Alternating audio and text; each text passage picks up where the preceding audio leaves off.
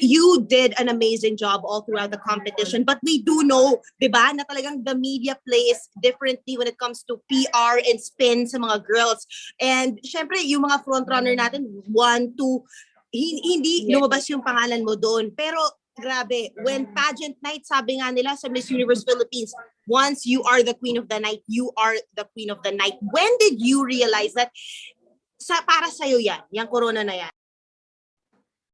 Up until the crowning moment, I didn't realize it, honestly. I'm not sure if it's weird, pero parang this morning lang nag-sink in na, oh my God, it's really me. What do you plan to do with it now that you have the crown? What's first in your agenda?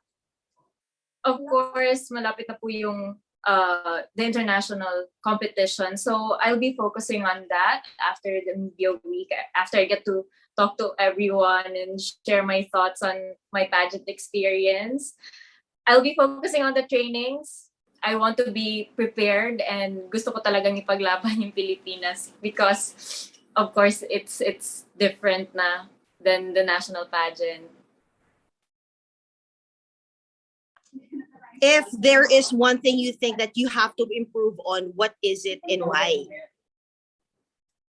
I'd love to be more confident on my communication skills. Yun lang naman talaga yung focus because of course we are ambassadors and it's very important that we are able to talk parang mas confidently. And I want to improve on my pasarela as well. I've been trying to improve it even until the last few minutes last night. So hopefully I can work on that a lot more. So sinasabi mo nung nagko-compete ka kagabi, ang iniisip mo agad yung foresight mo sa international pageant na yung training na ginagawa mo, nag-practice ka pa ng pasarela kahit nasa iyo na yung corona?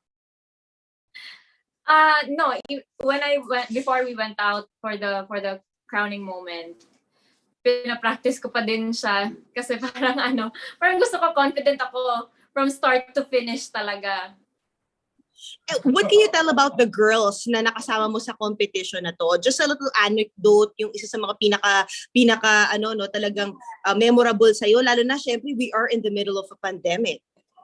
Yes, all of us, all of the girls and the organization, we've been through a lot in the past few weeks, and kami lahat, we were able to get through it kasi magkakasama kami, and talagang special sa akin ang moment na to kasi we are not, parang hindi ko naramdaman na we are competing against each other. We were just helping out each other kasi wala kami mga glam teams, nagtutulungan lang kami. And parang sisters ko na din talaga sila. Do you feel like it should be a big deal na ikaw ang unang openly out na LGBTQ member na winner, diba? Should it still be a big deal in this day and age? Why or why not? Honestly, I haven't been highlighting my LGBTQIA plus advocacy kasi nga, for me, it's something na we should normalize it. Yung idea na we exist. So, to be the first ever crowned LGBTQIA plus member, for me, it's not a big deal. People should appreciate it and learn from it. That's a very good answer. Pero with this, I know you also have beautiful tattoos in your body. Can you tell us more about that? Ano ba yung mga message niyan? And what do you want to tell the beautiful women out there also looking up to you, diba? And having those beautiful art in your body? Yes, I know you can't see it, so I'm going to show it. It's actually an armband with cherry blossoms in it. So the armband represents that I'm done being a girl, and the cherry blossom represents that I'm blossoming as a woman. So for me, it's very important now we shine in whichever field we are as women because, the person that you are representing not just yourself, but also the other people that are like you. So you should embrace it, whatever it is na you believe in. You need to talk about it because people will be inspired in your experiences.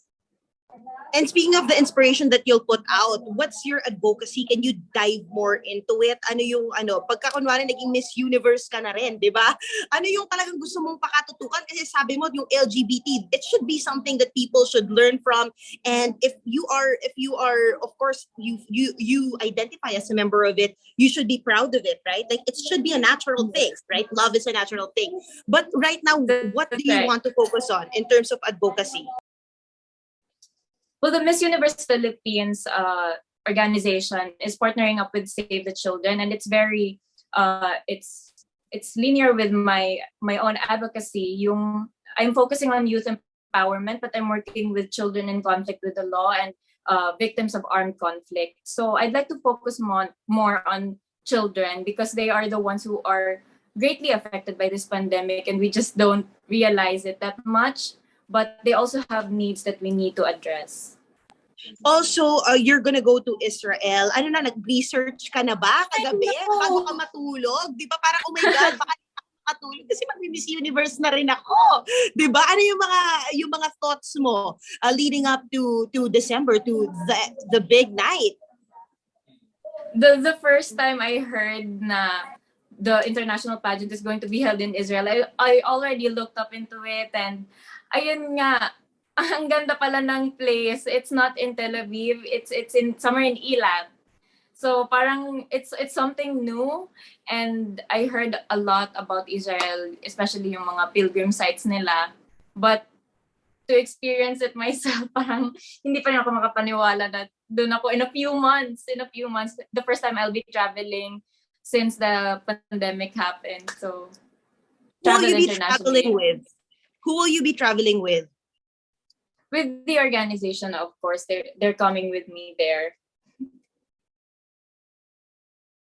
Just a little shout out sa organization, sa MUPH. They did an amazing job. It looks like as if na Miss Universe na mismo yun,